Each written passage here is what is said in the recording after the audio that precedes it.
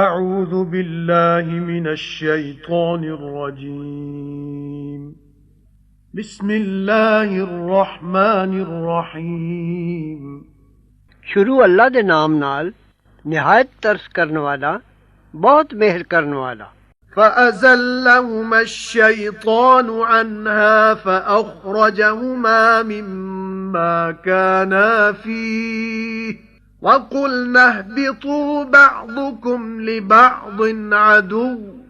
ولكم في الأرض مستقر ومتاع إلى حين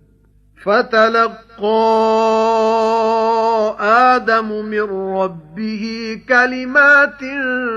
فتاب عليه إنه هو التواب الرحيم ਫਿਰ ਤਿਲਕਾ ਦਿੱਤਾ ਉਹਨਾਂ ਨੂੰ ਸ਼ੈਤਾਨ ਨੇ ਉੱਥੋਂ, ਫਿਰ ਕੱਢਿਆ ਉਹਨਾਂ ਨੂੰ ਉਸ ਆਰਾਮੋਂ ਜਿਸ ਵਿੱਚ ਹੈ ਸਨ, ਤੇ ਆਖਿਆ ਅਸਾਂ ਉੱਤਰ ਜਾਓ, ਤੁਹਾਡੇ ਵਿੱਚੋਂ ਕੋਈ ਕਿਸੇ ਦਾ ਤੇ ਕੋਈ ਕਿਸੇ ਦਾ ਦੁਸ਼ਮਣ ਰਹੇਗਾ, ਤੇ ਤੁਸਾਂ ਲਈ ਜ਼ਮੀਨ ਵਿੱਚ ਰਹਿਣਾ ਤੇ ਫਾਇਦਾ ਪਾਉਣਾ ਹੈ ਕੁਝ ਚਿਰ ਤੀਕ। ਫਿਰ ਸਿੱਖ ਲਈਆਂ ਆਦਮ ਨੇ ਆਪਣੇ ਰੱਬ ਤੋਂ ਕੁਝ ਗੱਲਾਂ, ਫਿਰ ਕਬੂਲ ਕੀਤੀ ਤੋਬਾ ਉਹਦੀ, ਜ਼ਰੂਰ ਉਹ ਹੀ ਹੈ ਮੁੜ ਮੁੜ ਤੋਬਾ ਕਬੂਲ ਕਰਨ ਵਾਲਾ, ਬੜੀ ਮਿਹਰ ਵਾਲਾ। قُلْنَا اهْبِطُوا مِنْهَا جَمِيعًا فَإِمَّا يَأْتِيَنَّكُمْ مِنِّي هُدًى فَمَنْ تَبِعَ هُدَايَ فَلَا خَوْفٌ عَلَيْهِمْ وَلَا هُمْ يَحْزَنُونَ وَالَّذِينَ كَفَرُوا وَكَذَّبُوا بِآيَاتِنَا أُولَئِكَ أَصْحَابُ النَّارِ هُمْ فِيهَا خَالِدُونَ ਆਖਿਆ ਅਸਾਂ ਉਤਰੇ ਰਹੋ ਇੱਥੋਂ ਸਾਰੇ, ਫਿਰ ਜੇ ਪਹੁੰਚੇਗੀ ਤੁਹਾਨੂੰ ਮੇਰੇ ਵੱਲੋਂ ਰਾਹ ਦੀ ਖਬਰ, ਫਿਰ ਜਿਹੜਾ ਤੁਰਿਆ ਮੇਰੇ ਦੱਸੇ ਰਾਹ ਉੱਤੇ ਤਾਂ ਨਹੀਂ ਕੁਝ ਡਰ ਉਹਨੂੰ ਤੇ ਨਾ ਉਹ ਚੁਰਨਗੇ, ਤੇ ਜਿਨ੍ਹਾਂ ਨਾ ਮੰਨਿਆ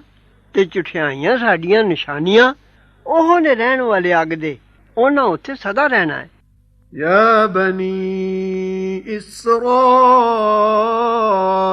اذكروا نعمتي التي أنعمت عليكم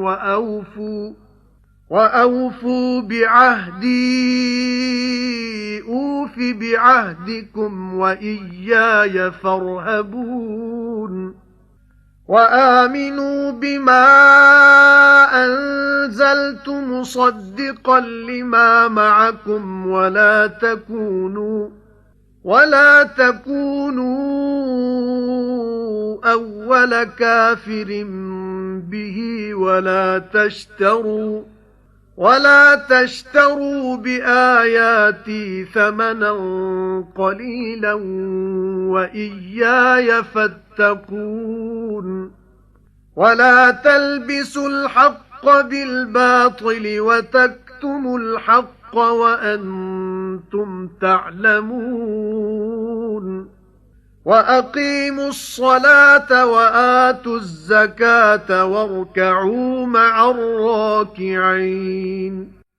أتأمرون الناس بالبر وتنسون أنفسكم وأنتم تتلون الكتاب أفلا تعقلون واستعينوا بالصبر والصلاة وإنها لكبيرة إلا على الخاشعين الذين يظنون أنهم ملاقو ربهم وأنهم إليه راجعون اے بنی اسرائیل، حضرت یعقوب علیہ السلام دی ਔਲਾਦ ਨੂੰ ਬਨੀ ਇਸਰਾਈਲ ਆਖਦੇ ਨੇ। ਉਹਨਾਂ ਵਿੱਚ ਹਜ਼ਰਤ ਮੂਸਾ ਅਲੈਹ ਸਲਾਮ ਪੈਦਾ ਹੋਏ ਸਨ ਤੇ ਤੌਰਾਤ ਉਤਰੀ, ਤੇ ਫਿਰੌਨ ਦੇ ਹੱਥੋਂ ਉਹਨਾਂ ਨੂੰ ਛੁਡਵਾ ਕੇ ਸ਼ਾਮ ਦੇ ਮੁਲਕ ਵਿੱਚ ਵਸਾਇਆ। ਅੱਲਾਹ ਤਾਲਾ ਨੇ ਉਹਨਾਂ ਤੋਂ ਇਕਰਾਰ ਲਿਆ ਸੀ ਭਈ ਜੇ ਤੌਰਾਤ ਦੇ ਹੁਕਮ ਉੱਤੇ ਪੂਰੇ ਤੁਰੋਗੇ ਤੇ ਜਿਹੜਾ ਪੈਗੰਬਰ ਮੈਂ ਭੇਜਾਂਗਾ ਉਹਦੇ ਆਖੇ ਲੱਗਦੇ ਰਹੋਗੇ ਤਾਂ ਇਹ ਮੁਲਕ ਤੁਹਾਡੇ ਕੋਲ ਰਹੇਗਾ। ਫਿਰ ਉਹਨਾਂ ਦੀ ਨੀਅਤ ਫਿਰ ਗਈ। ਵੱਡੀਆਂ ਲੈ ਕੇ ਉਲਟੇ ਮਸਲੇ ਦੱਸਦੇ ਰਹੇ, ਖੁਸ਼ਾਮਦ ਲਈ ਸੱਚੀ ਗੱਲ ਛਿਪਾਉਂਦੇ ਤੇ ਆਪਣੀ ਮੰਨਤਾ ਚਾਹੁੰਦੇ। ਪੈਗੰਬਰ ਸੱਲੱਲਾਹੁ ਅਲੈਹਿ ਵਸੱਲਮ ਦੇ ਆਖੇ ਨਾ ਲੱਗਦੇ ਤੇ ਤੌਰਾਤ ਵਿੱਚੋਂ ਪੈਗੰਬਰ ਸੱਲੱਲਾਹੁ ਅਲੈਹਿ ਵਸੱਲਮ ਦੀ ਸਿਫਤ ਬਦਲ ਦਿੱਤੀ ਉਹਨੇ। ਅੱਲਾਹ ਤਾਲਾ ਉਹਨਾਂ ਨੂੰ ਯਾਦ ਕਰਾਂਦਾ ਹੈ ਆਪਣੇ ਅਹਿਸਾਨ ਤੇ ਉਹਨਾਂ ਦੀਆਂ ਬੇਫਰਮਾਨੀਆਂ। ਹੁਣ ਅੱਗੋਂ ਦੂਰ ਤੱਕ ਇਹੋ ਬਿਆਨ ਤੁਰਿਆ ਜਾਏਗਾ, ਐ ਬਨੀ ਇਸਰਾਈਲ ਯਾਦ ਕਰੋ ਅਹਿਸਾਨ ਮੇਰੇ ਜੋ ਅਹਿਸਾਨ ਕੀਤੇ ਮੈਂ ਤੁਸਾਂ ਉੱਤੇ, ਤੇ ਪੂਰਾ ਕਰੋ ਇਕਰਾਰ ਮੇਰਾ, ਮੈਂ ਪੂਰਾ ਕਰਾਂਗਾ ਇਕਰਾਰ ਤੁਹਾਡਾ। ਤੇ ਮੈਥੋਂ ਡਰੋ ਤੇ ਮੰਨੋ ਜੋ ਉਤਾਰਿਆ ਮੈਂ ਕੁਰਾਨ ਸੱਚਾ ਆਖਦਾ ਏ ਜੋ ਤੁਹਾਡੇ ਕੋਲ ਦੀ ਨੂੰ ਯਾਨੀ ਤੌਰਾਤ ਦੀ ਤਾਈਦ ਕਰਦਾ ਹੈ। ਤੇ ਨਾ ਹੋ ਸਭ ਤੋਂ ਪਹਿਲੇ ਨਾ ਮੰਨਣ ਵਾਲੇ ਉਸ ਦੇ, ਤੇ ਨਾ ਵੇਚੋ ਆਇਤਾਂ ਮੇਰੀਆਂ ਥੋੜੇ ਮੁੱਲ ਤੋਂ, ਤੇ ਮੈਥੋਂ ਹੀ ਡਰੋ। ਤੇ ਨਾ ਰਲਾਓ ਸੱਚ ਨੂੰ ਝੂਠ ਨਾਲ, ਤੇ ਜਾਣ ਬੁੱਝ ਕੇ ਨਾ ਲੁਕਾਓ ਸੱਚ ਨੂੰ। ਤੇ ਦਰੁਸਤ ਪੜੋ ਨਮਾਜ਼ ਤੇ ਦਿਓ ਜ਼ਕਾਤ, ਤੇ ਨਮਾਜ਼ ਪੜੋ ਨਾਲ ਨਮਾਜ਼ੀਆਂ ਦੇ। ਉਂਝ ਹੁਕਮ ਕਰਦੇ ਹੋ ਲੋਕਾਂ ਨੂੰ ਨੇਕੀ ਦਾ ਤੇ ਭੁੱਲ ਜਾਂਦੇ ਹੋ ਆਪਣੇ ਆਪ ਨੂੰ। ਅਜੇ ਤੁਸੀਂ ਤਲਾਵਤ ਕਰਦੇ ਹੋ ਕਿਤਾਬ ਦੀ ਵੀ, ਫਿਰ ਕਿਉਂ ਅਕਲ ਨਹੀਂ ਕਰਦੇ ਤੁਸੀਂ? ਤੇ ਮਦਦ ਲਓ ਸਬਰ ਤੋਂ ਤੇ ਨਮਾਜ਼ ਤੋਂ, ਤੇ ਨਮਾਜ਼ ਤੁਹਾਨੂੰ ਭਾਰ ਲੱਗਦੀ ਏ ਪਰ ਅੱਲਾਹ ਤੋਂ ਡਰਨ ਵਾਲਿਆਂ ਨੂੰ ਭਾਰ ਨਹੀਂ। ਜਿਹੜੇ ਖਿਆਲ ਰੱਖਦੇ ਨੇ ਭਾਈ ਉਹਨਾਂ ਜ਼ਰੂਰ ਮਿਲਣਾ ਹੈ ਆਪਣੇ ਰੱਬ ਨੂੰ, ਤੇ ਉਹਨਾਂ ਜ਼ਰੂਰ ਉਸੇ ਹੀ ਵੱਲ ਮੁੜਨਾ ਹੈ। يا بني إسرائيل اذكروا نعمتي التي أنعمت عليكم وأني فضلتكم على العالمين واتقوا يوما لا تجزي نفس عن نفس شيئا ولا يقبل منها شفاعة ولا يؤخذ منها عدل ولا هم ينصرون وإذ نجيناكم من آل فرعون يسومونكم سوء العذاب يذبحون أبناءكم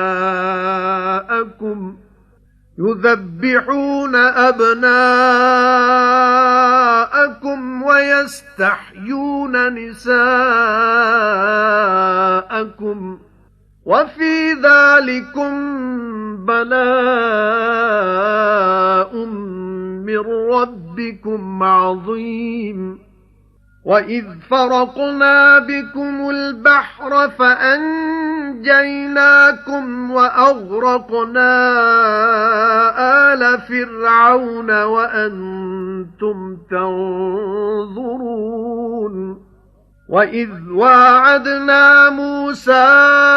40 ليلة ثم اتخذتم العجل من بعده وأنتم ظالمون ثم عفونا عنكم من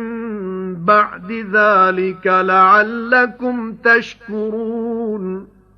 وَإِذْ آتَيْنَا مُوسَى الْكِتَابَ وَالْفُرْقَانَ لَعَلَّكُمْ تَهْتَدُونَ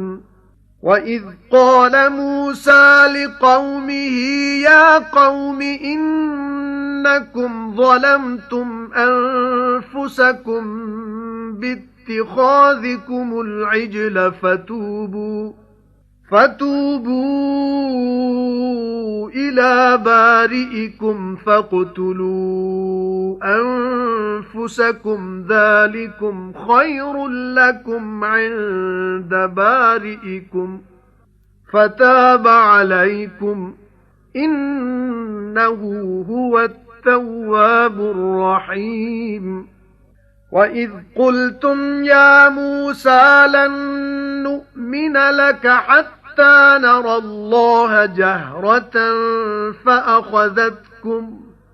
فَأَخَذَتْكُمُ الصَّاعِقَةُ وَأَنْتُمْ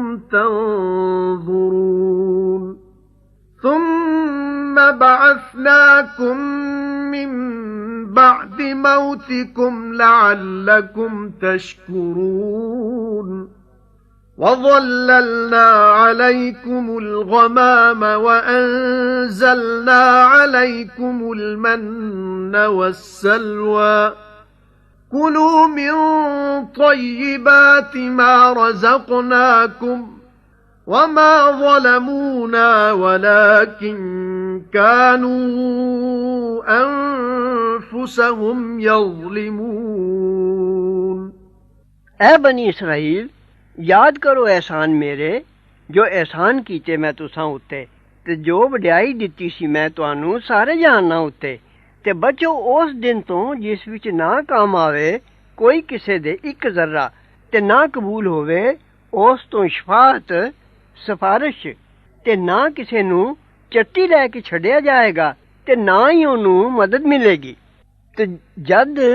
ਛੁਡਾਇਆ ਅਸਾਂ ਤੁਹਾਨੂੰ ਫਿਰੌਨ ਦੀ ਕੌਮ ਤੋਂ ਉਹ ਵੇਲਾ ਯਾਦ ਕਰੋ ਕਿ ਖਾਂਦੇ ਸਨ ਤੁਹਾਨੂੰ ਬੁਰੀ ਮਾਰ ਕੋਂਦੇ ਸਨ ਪੁੱਤਰਾਂ ਤੁਹਾਡਿਆਂ ਨੂੰ ਤੇ ਜਿਉਂਦੀਆਂ ਰੱਖਦੇ ਸਨ ਧੀਆਂ ਤੁਹਾਡੀਆਂ ਤੇ ਇਸ ਵਿੱਚ ਇਮਤਿਹਾਨ ਸੀ ਤੁਹਾਡੇ ਰੱਬ ਵੱਲੋਂ ਵੱਡਾ ਤੇ ਜਦ ਪਾੜ ਦਿੱਤਾ ਅਸਾਂ ਸਮੁੰਦਰ ਨੂੰ ਤੁਹਾਡੇ ਪਹੁੰਚਣ ਨਾਲ ਫਿਰ ਬਚਾਇਆ ਅਸਾਂ ਤੁਹਾਨੂੰ ਤੇ ਡੋਬਿਆ ਅਸਾਂ ਕੌਮ ਫਿਰੌਨ ਦੀ ਨੂੰ ਤੇ ਤੁਸੀਂ ਵੇਖ ਰਹੇ ਸੋ ਤੇ ਜਦ ਵਾਅਦਾ ਕੀਤਾ ਅਸਾਂ ਮੂਸਾ ਨਾਲ 40 ਰਾਤਾਂ ਦਾ ਫਿਰ ਤੁਸੀਂ ਵੱਛਾ ਪੂਜਣ ਲੱਗ ਪਏ ਮੂਸਾ ਦੇ ਜਾਣ ਦੇ ਪਿੱਛੋਂ ਤੇ ਤੁਸੀਂ ਜ਼ਾਲਮ ਸਾਰੇ ਹੋ ਫਿਰ